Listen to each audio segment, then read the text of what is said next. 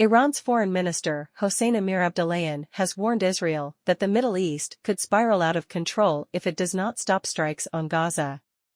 He said the U.S. was also to blame for providing military support to Israel. Hours later, Israeli PM Benjamin Netanyahu warned troops his people were in a battle for their lives and said the war against Hamas was do or die. Iran supports both Hamas, which attacked Israel 2 weeks ago, killing 1,400 people, and Lebanon's Hezbollah. More than 4,600 Palestinians have been killed in the last 2 weeks in Gaza, according to the Hamas-run health ministry, and Israel announced on Saturday that it was intensifying airstrikes.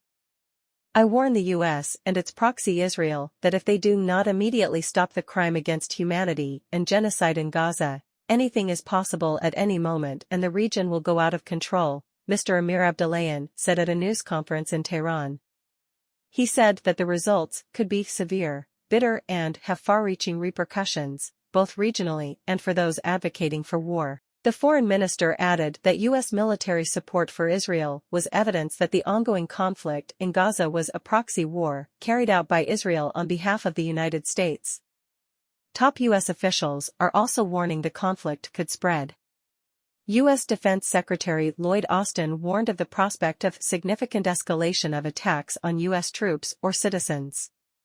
If any group or any country is looking to widen this conflict and take advantage of this very unfortunate situation, our advice is, don't, he said on the ABC Network's This Week program. U.S. Secretary of State Antony Blinken also mentioned a likelihood of escalation from Iranian proxies, such as Hezbollah or Hamas, and said the U.S. was taking every measure to make sure we can defend Israelis and U.S. citizens.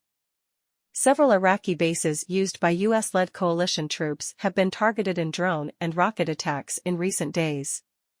Also on Sunday, Mr. Netanyahu paid a visit to troops in northern Israel near the border with Lebanon, which has seen exchanges of fire with Hezbollah since the early days of the conflict. We're in a battle for our lives. A battle for our home. This is not an exaggeration, this is the war. It's do or die, they need to die, he said. He warned Hezbollah not to enter the war. Hezbollah will be making the biggest mistake of their lives. And we will hit them with an unimaginable force. It will mean devastation for them and the state of Lebanon, he said. For its part, Hezbollah has declared that it is fully ready to fight against Israel.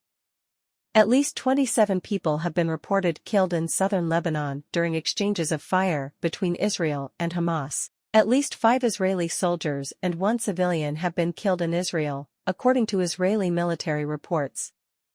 Israel has ordered dozens of northern communities to evacuate, adding 14 more on Sunday.